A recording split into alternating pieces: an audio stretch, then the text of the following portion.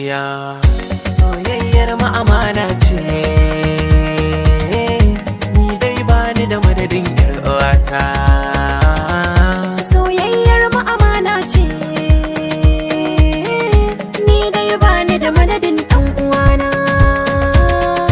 Soyayyar mu amana ce, ni dai bani da madadin yar uwata.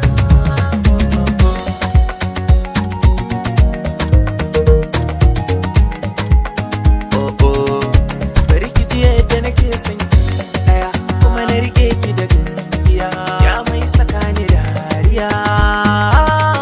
Mahaɗin makarin dukkan damuwa, kuma sinadarin shakuwa, ni zan zama miki garkuwa. Ayya Da kanka na bi ka bar ruwa, na baki a tarayyar mu da shakuwa.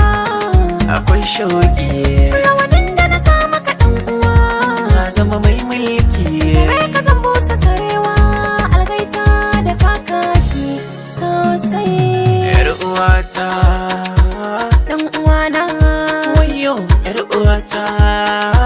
ɗan uwana, kana yawan zuga ni, a'a, Uwata, kana yawan gwada ni, a'a, a cikin rai kana yawan taɓa ni, uwata, daɗi kashe ni ga ka gani.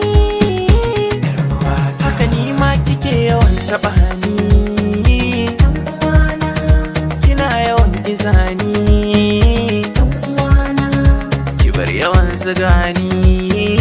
ɗan uwana. Musamman kika min da wani kallo sai in ji zan shiga yanzu.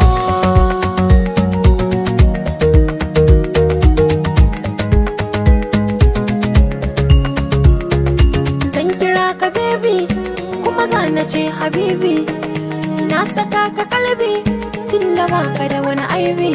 Iftahi hazal kitabi, safhatul hubbi buɗe babi, lallai a ciki samu gurbi da zaki saka ni kinji baby. Zancen gaskiya soyayya ta yi daɗi, wayo ɗan uwana soyayya ta yi daɗi. Zancen gaskiya soyayya ta yi daɗi, amma yar uwata soyayyar ki tafi zaki. Mana.